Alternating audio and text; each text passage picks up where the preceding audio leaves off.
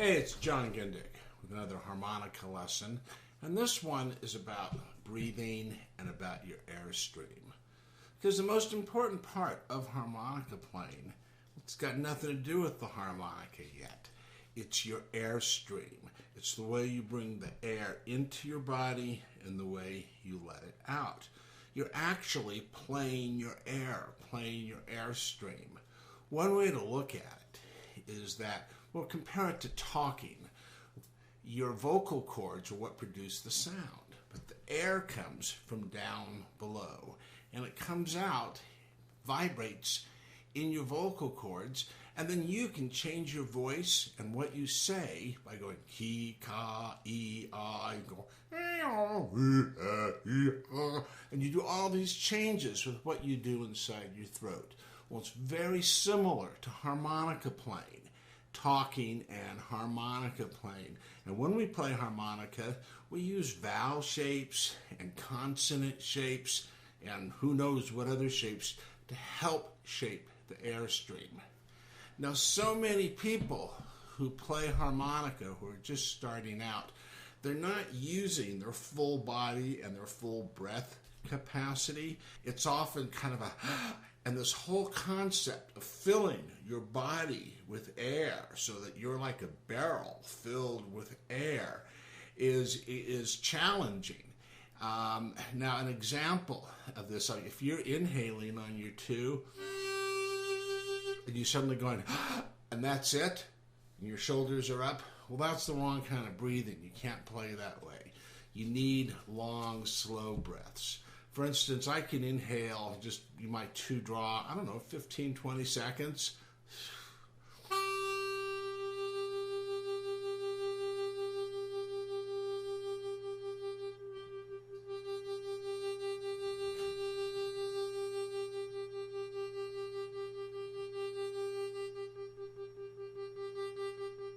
Now, I don't know how long I lasted. I was out of breath almost before I started because I'm talking so much.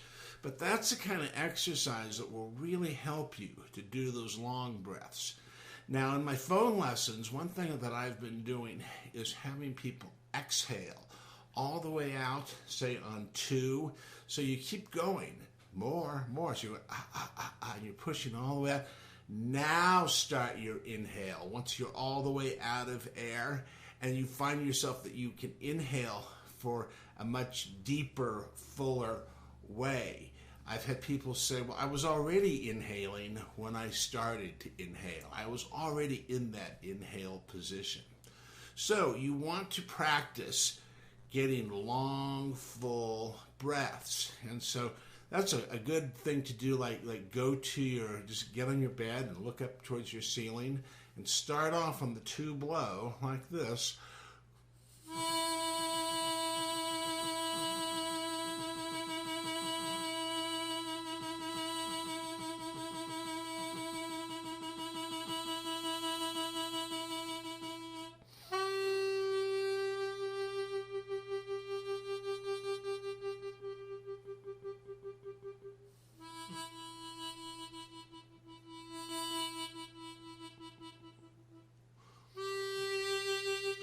Do what you need to do to subtly balance your breath so you can inhale on two and exhale on two, and the same as three. Inhale and exhale and not run out of breath. This helps you learn to manage your airstream, to make it one consistent flow instead of something that's herky and jerky, and also helps you learn to play those long notes using your full body.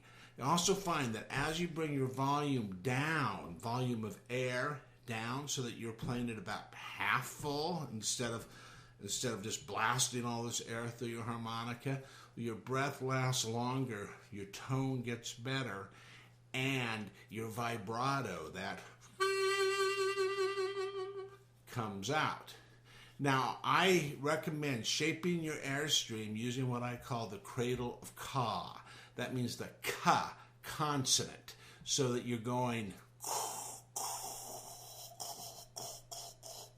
and I think you can hear the resonance inside my body. So many people going for that single note are going, There's no resonance, just a hiss of air.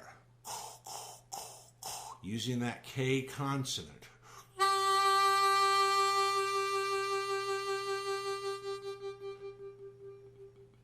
Now, when you fill a glass with water, the water goes into the bottom of the glass first, and then it fills up layer by layer. So when you're inhaling, you take all the air down into the bottom, into your body, before filling up. And if you breathe like this, that means you're starting from the top. If you breathe like this, it means you're starting from the bottom. And that, of course, is what you want to do. Now, a lot of times people think that harmonica playing is this wild thing with lots of air moving through. So what I'm going to do right now is play kind of fiercely and then pull the harmonica away so you can see what my Airstream is doing, or hear, watch what my Airstream is doing.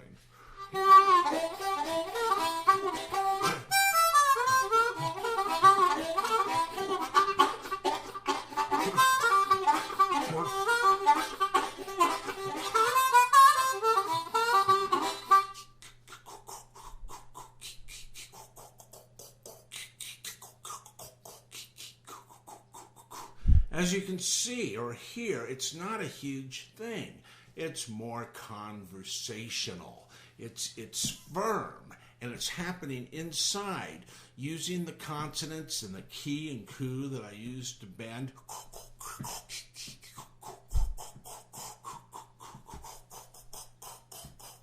And this is true whether I'm tongue blocking or puckering. It's not a whole lot of air. In a way, the less air, the better. If you're amplifying, well, you don't have to play loud.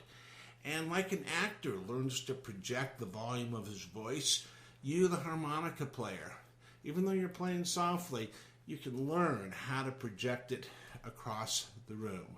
So definitely, if you're moving too much air through the harmonica, trying too hard, playing too forcefully, well, that's something to get a grip on right away. I can improve a harmonica player in 2 seconds frequently by saying, use half as much air. Play half that loud. And so often people will then make it softer, and I'll say, great, play half that loud again. And they can do that. That's how loud people get, and how much air is moved through. Now, I've heard another tendency from beginners, which is to try to move as much air through. You'll start softly and then increasingly get louder, like just to see how much air can come through there or something. You want to have a controlled airstream, air pressure, column of air that's coming down into your body. On that 2 draw.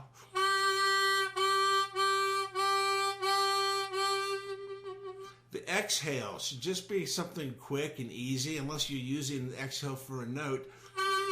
But it's like talking. You take a breath, and it's not that noticeable. You learn to work it into the music. But if you don't take that breath, even though it's not noticeable, well, you can't breathe anymore. So it's important to learn to sneak in the exhales and the inhales. Now, often we think that the sound comes from the harmonica. And, well, it does in a certain way. If we can get that analogy, we'll erase the analogy of it being like vocal cords for a moment, and instead say that the harmonica is like the strings on a guitar. And if you put guitar strings over a broomstick, you won't get any tone, will you? Well, if you put it over a guitar with a sound hole and a big empty box, and then you strum those strings, you'll get a beautiful tone. Hopefully, all right? So what happens is that the vibration of the strings goes inside that wooden box, that guitar, and then it comes back out. It's the same thing with the harmonica. The mouth, your open mouth, your body, your throat, your whole torso. That's the box of the guitar. This is like the guitar strings. So when I draw, think that I'm drawing that sound inside my body, and inside my body, that's where I'm shaping it. That's where I'm using vocalization techniques, not going but going. to change the sound and to change the pitch. So you play this harmonica from inside your body, and it's important that the air goes all the way into you, that you're not going playing from your mouth. One way to look at it is like if you're going to take a cigarette and just take a hit on the end of it. Okay, that's not the way you want to play harp.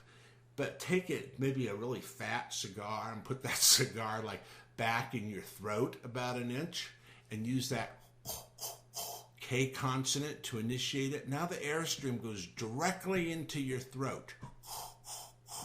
A lot of times this means getting your tongue out of the way, or a part of your lip, your lower lip, out of the way.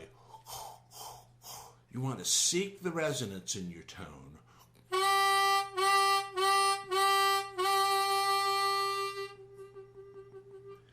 Now, as I teach in bending, we can use vowel sounds to help to create or to change the pitch. And so E, or key, helps you unbend the note, and ku helps you bend the note. So if you just listen to your airstream and work with that for a moment, going,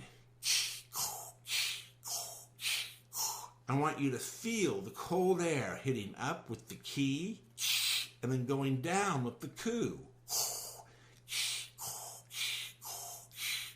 Now, a lot of times when people do that key, their mouths get wide. So if you can do this in a mirror, you'll see yourself going. So just go ahead and pinch yourself right here. So it's all inside. When you're ready, get a good single note on that 2 draw.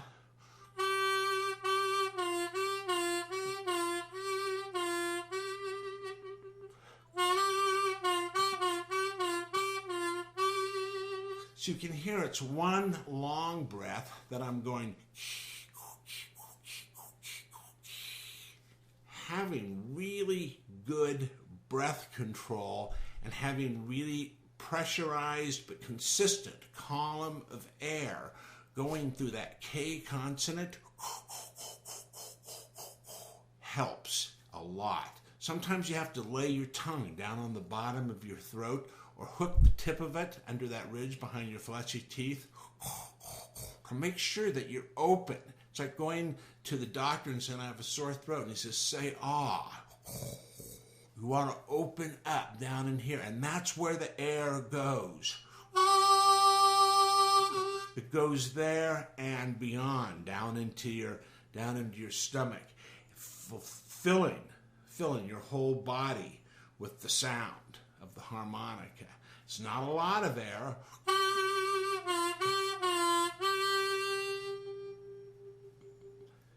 Getting good at that 2 draw and making it resonant, and it has vibrato, and then also the 3 draw, getting good at it.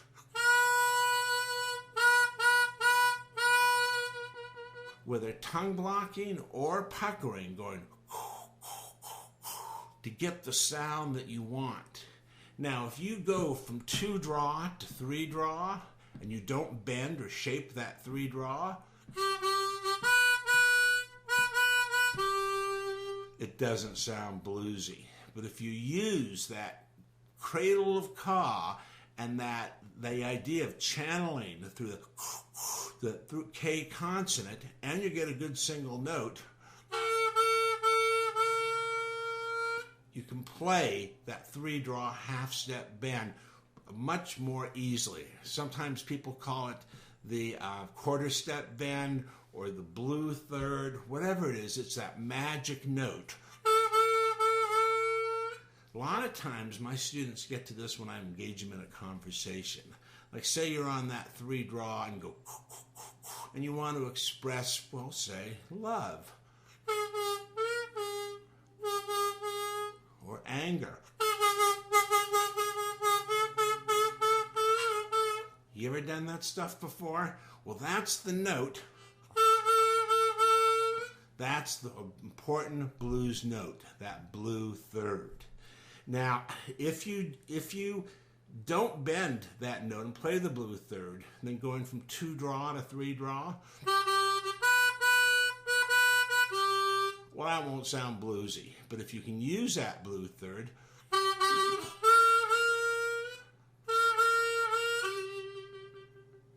and notice how that 3-draw half-step bend, it creates tension.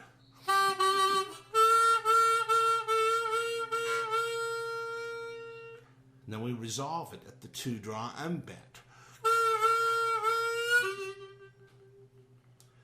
So that 3-draw half-step bend, well, we play that in kind of a position, and the 2-draw, which is unbent, we play, so it's like going.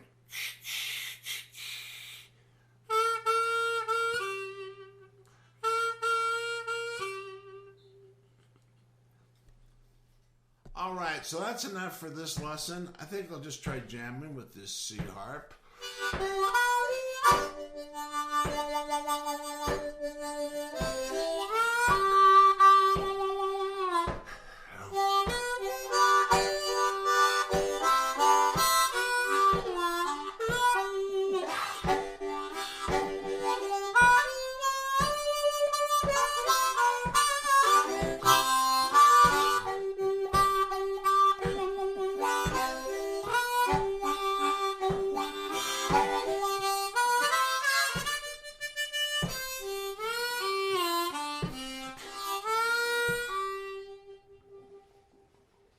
See you next time.